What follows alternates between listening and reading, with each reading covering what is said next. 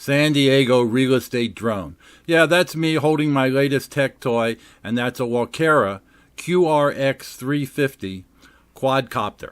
It's a great platform because of the features that it has for filming homes and real estate and other things from the air.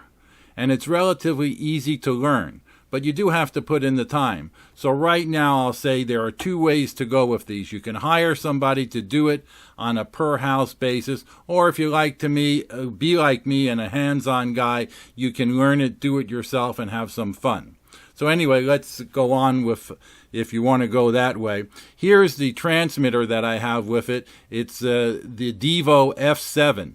Now, this is a higher end transmitter, and you could see the sunscreen there. My dog ran into it, so the hinges got a little bent, and that's why the red tape is on there, but it works great.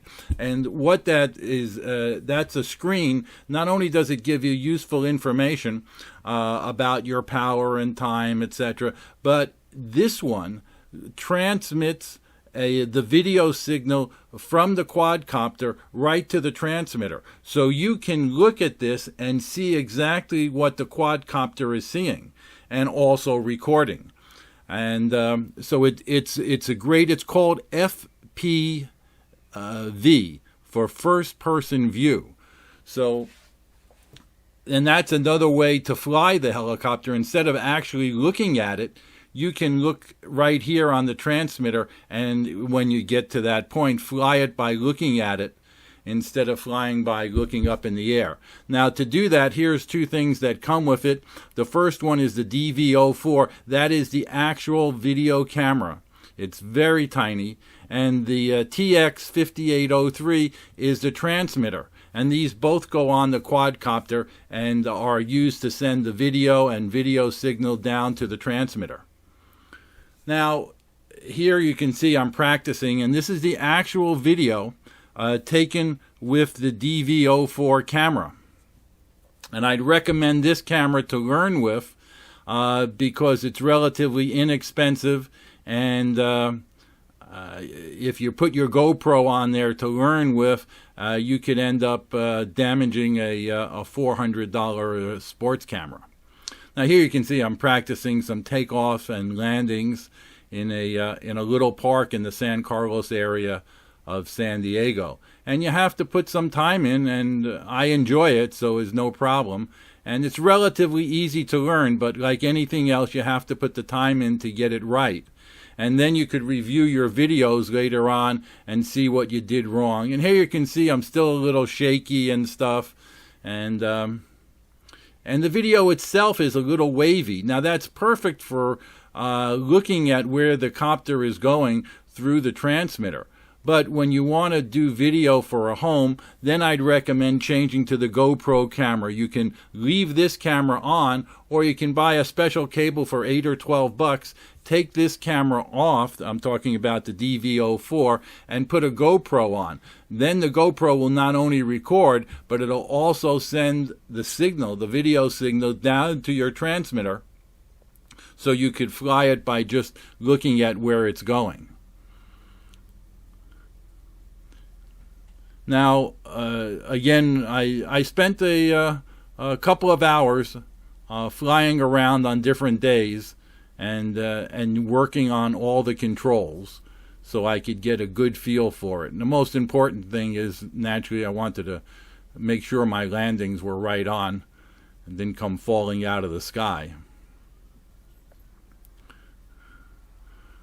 Now, in a short period of time, you can see this is the first house, a listing that I have out in Hamul that I used it on. There you can see the shadow of the quadcopter as I take off, and you can see I changed the camera now to a Mobius camera,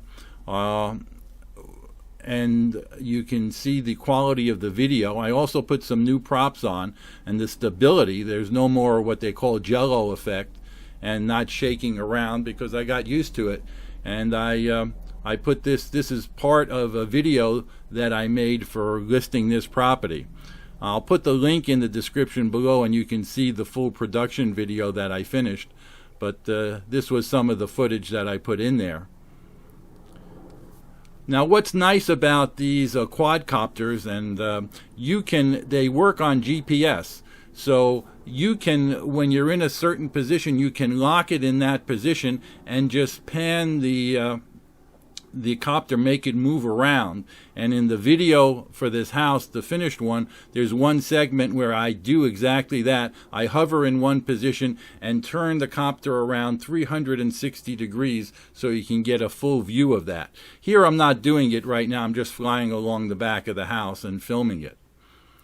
So again, this is a hands-on thing. I know a lot of realtors don't want to get this hands-on. Then, hey, just hire somebody to do it for you. That might be a little difficult now because the FAA says technically it's illegal until 2015 or something to use it for commercial purposes. Now, I don't think I'm using it for commercial purposes because I don't charge my sellers extra for doing it, and it's just part of the service that I offer. Now that brings up another point. In today's very competitive real estate market, this is another tool that not only, as most people realize, can help you sell the home, but it can help you list the home. Because if you get a house like this, the one in the video was 10 acres, and you're using the video drone, that's a good way to show the features of the house. But also when you're being interviewed for the listing, this is a service that you can say, hey, within 1 week of having this listing on the market, I'm going to come out here and we're going to put together a video using the drone so we can have features, show off the features of your property. Now, if they compare that or interviewing other agents, I would venture to say right now, maybe, I don't know, 1 out of 1,000 agents are using drones. And that might be very conservative. So this is a great listing tool. Now, again, it does cost, like any other tool, it costs a little bit of money to get a good one. You don't have to get the first-person view and get that window in the video camera if you don't want it. I think it's a great to have, but you can get a less expensive one where you won't see exactly what it's filming until you take your camera off the quadcopter and put the card in your computer and download the images. So that's another way you want to go. You don't really have to get the first-person view because for houses and property, it's not going to be that high. What's it going to be? 60 feet high? You could be right under it. You can watch it panning, and you know you're getting a pretty good shot. For a 360-degree view like I did, again, you don't have to see it. You can send it up a couple hundred feet and just turn it around in a 360-degree circle, and you'll know it's taken a good picture. But again, that's an option. It's just like any option, like buying a car. You can get the bigger engine or the smaller engine, the different trim package, etc.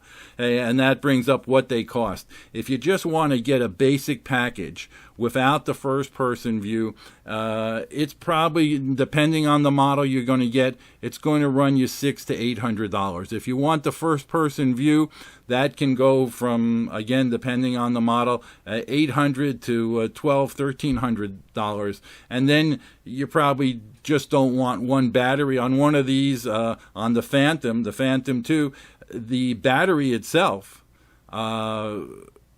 cost, I think, $149, and you probably want to buy another battery.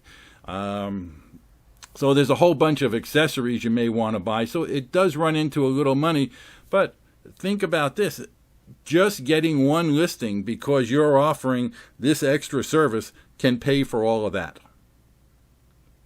Hey, I appreciate you watching. I'm going to do a couple of other films with the drone, so make sure you get a subscription to my blog, if you're watching this through my blog, and or to my YouTube video channel if you're watching it on YouTube. Take care.